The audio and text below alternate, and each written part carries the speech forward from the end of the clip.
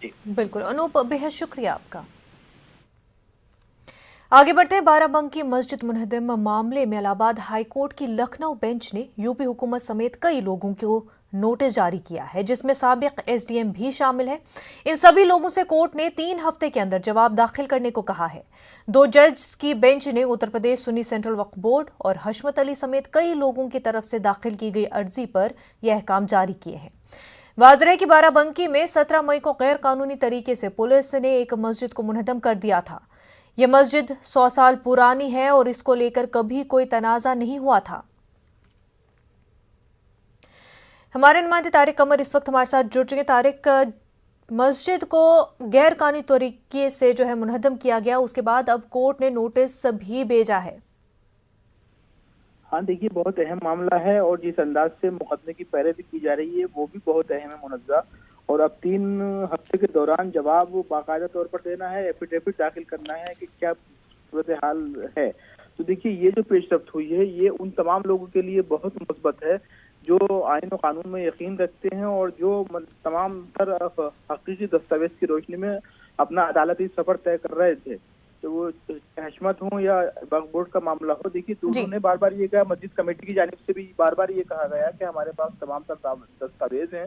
और एक बात यह है कि हाई कोर्ट में पहले से स्टे हाई कोर्ट ने दे रखा था, तो इस तमाम तर चीजों के बावजूद भी एसडीएम ने और दूसरे अफसरान ने कोई बात मस्जिद कमेटी की नहीं सुनी, कोई बात फरीक की नहीं सुनी। तो ये अपने आप में बड़ा चौंकाने वाला मामला था। लेकिन जिस अंदाज से अब अदालत ने पेशरफ्त की है उससे ऐसा लगता है कि लोगों को मायूसी की जरूरत नहीं है। हिंदुस्तान में कानून की बालादस्ती है और आईन और कानून अपने हिसाब से काम कर रहा है। अब देखना यह है कि जो 3 हफ्ते का वक्त दिया गया है उसमें क्या कुछ तैयारियों के साथ ये एसडीएम और हुकूमत के दूसरे लोग तैयारी सामने आते हैं।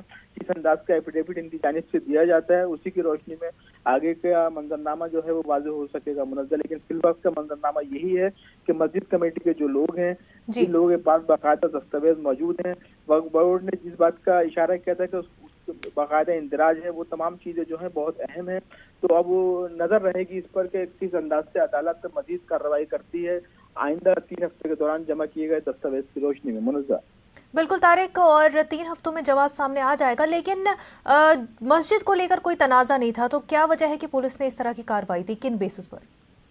देखिए, जो कुछ भी उत्तर प्रदेश का मंजरनामा है वो किसी से पोशीदा नहीं है। ये सिर्फ राम सनेही का ही मामला नहीं, कई मुकामात पर ऐसा हुआ है जो इबादत गाहों को नुकसान पहुंचाया गया है। लोग चीखते रहे हैं कि साहब हमारे पास कागजात हैं, हमारे पास दस्तावेज है, लेकिन अफसरान ने नहीं सुनी है। एक बात अहम यह है कि देखिए, बहुत से लोगों को कानून का मालूम नहीं होता है, बहुत से लोग हुकूमत के खिलाफ आवाज उठाने से डरते हैं, लेकिन वो लोग जो आइन और कानून में यकीन रखते हैं, जिनको ये मालूम होता है कि हमारे पास तमाम तर दस्तावेजात जो हैं वो हकीकी हैं, तो उनको कानून का सहारा लेना चाहिए। हुआ उनका ताल्लुक किसी भी मजहब से हो, किसी भी जात से हो, किसी भी फिरके से हो, अगर वाकई आपके पास दस्तावेज हैं तो कानूनी चाराजोई के लिए आपको आगे बढ़ना चाहिए। राम सनेही में यही हुआ है कि मस्जिद कमेटी के जो लोग थे उन्होंने उन तमाम तर दस्तावेजात की बुनियाद पर अपनी कार्रवाई को, अदालती कार्रवाई को जारी रखा। और अब उम्मीद की एक किरण नजर आ रही है कि ये इसका जो इंदराज है जाहिर है वक्फ बोर्ड में मौजूद है।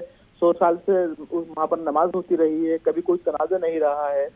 और इस अंदाज की तमाम चीजें हैं जो कि ये बताती हैं कि ये एक जाबिराना कदम रहा है उन अफसरान का जिन्होंने मस्जिद को मुनज़्ज़म कराया है। तो अब देखना यही है कि अदालत क्या कुछ फैसला करती है। बहर के अदालत का जो भी फैसला आएगा उसको तस्लीम करना होगा, क्योंकि हिंदुस्तान में आज भी आईन और कानून की बालादस्ती है और रहेगी। बिल्कुल, बेहद शुक्रिया तारिक आपका।